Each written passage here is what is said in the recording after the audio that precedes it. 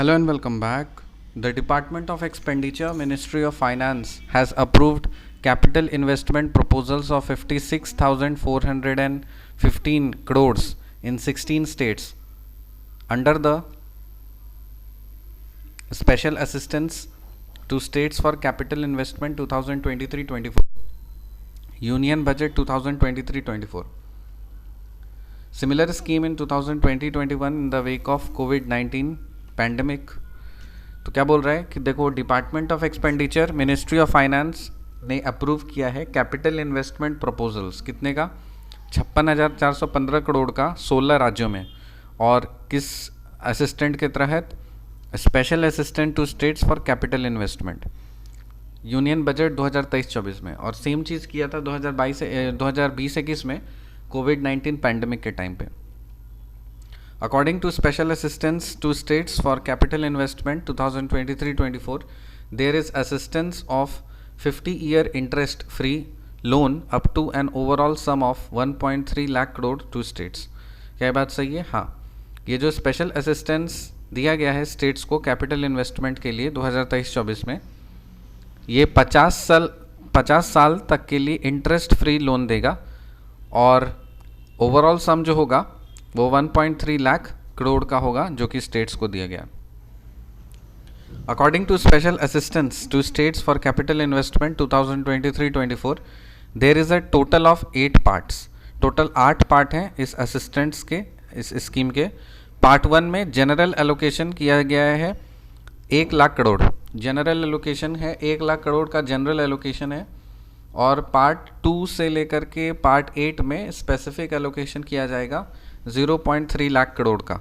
So total कितने का है? 1.3 लाख करोड़ का है, ठीक है, जिसमें से 1 लाख करोड़ जो है वो जनरल एलोकेशन है पार्ट 1, और पार्ट 2 से 8 जो है वो स्पेसिफिक एलोकेशन है 0.3 लाख करोड़ का, ईदर लिंक्ड टू रिफॉर्म्स और or for sector specific projects. या तो कोई रिफॉर्म से लिंक्ड है या फिर कोई सेक्टर स्पेसिफिक प्रोजेक्ट से लिंक्ड है।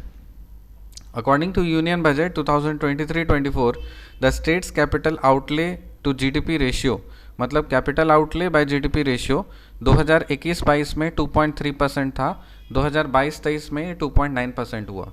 सो अकॉर्डिंग टू यूनियन बजट 2023-24 के अकॉर्डिंग जो स्टेट का capital outlay to GDP ratio है वो 2021-22 में 2.3% था, और 2022-23 में 2.9% हुआ।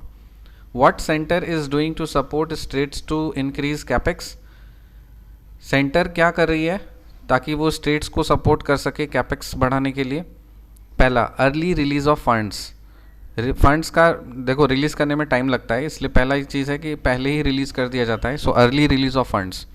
दूसरा, regulated state borrowings under article 293। जो स्टेट बोरोइंग्स मैंशनड है आर्टिकल 293 में, उसको रेगुलेट करना। So regulated states borrowings under article 293।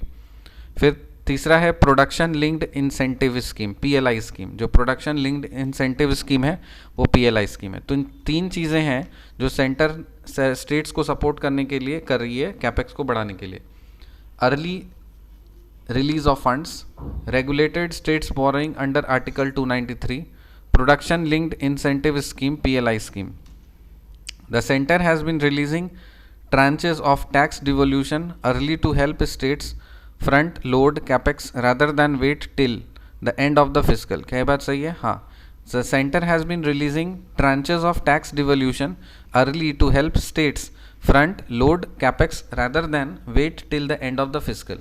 तो सेंटर ये टैक्स डिवोल्यूशन का जो ट्रांचेस है ना वो अर्ली रिलीज कर दे रही है, ताकि जो स्टेट्स हैं वो फ्रंट लोड कैपेक्स पे ज़्यादा ध्यान दे पाएँ रेदर देन लास्ट फिस्कल जो है उसके लिए वेट कर पाएँ, तो उतना हैसल नहीं रहे, तुरंत हो जाए पहले समय रहते। The central government has regulated states borrowings under article 293 of the constitution from financial year 2023। The centre tightened borrowing norms for the states by including of budget liabilities as a part of the states annual net borrowing ceiling. तो central government ने states borrowing ये जो है article 293 of Indian constitution financial 2023 से इस पे regulation करना शुरू कर दिया है, और सेंटर ने जो बोरोइंग है उसको टाइटन, जो बोरोइंग नॉर्म्स है उसको टाइटन कर दिया स्टेट्स के लिए। और कैसे किया वो वो ऑफ बजट लाइबिलिटीज़ जो हैं, जो कि स्टेट्स के एनुअल नेट बोरिंग सीलिंग का पार्ट है, उसको इंक्लूड करके।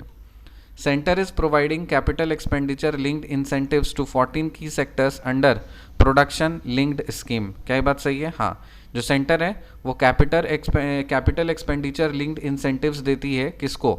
14 की सेक्टर्स को, जो कि प्रोडक्शन लिंक्ड स्कीम के अंदर में आते हैं। सो रिकैप करते हैं।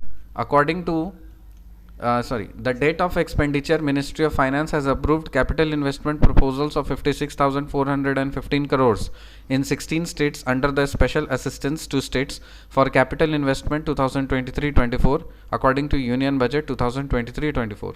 Similar scheme in 2020-21 in the wake of COVID-19 pandemic. According to special assistance to states for capital investment 2023-24, there is assistance for 50-year interest-free loan up to an overall sum of 1.3 lakh crore to the states.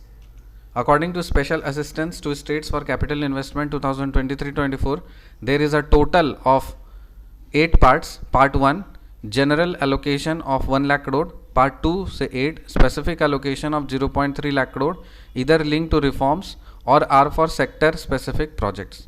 According to Union Budget 2023-24, states capital outlay to GDP ratio 2020-21 21-22 में 2.3% था और 2022-23 में 2.9% था. What center is doing to support states to increase capex? Early release of funds, regulated states borrowing under Article 293, production linked incentive scheme PLI scheme. The center has been releasing tranches of tax devolution early to help states front load capex rather than wait till the end of the fiscal. The central government has regulated states borrowings under Article 293 of the Constitution. From financial year 2023, the center tightened borrowing norms for the states by including off-budget liabilities as a part of the state's annual net borrowing ceiling. Center is providing capital expenditure linked incentives to 14 key sectors under production linked scheme PLI scheme. मिलते हैं आपसे अगली video में, तो अगली bye.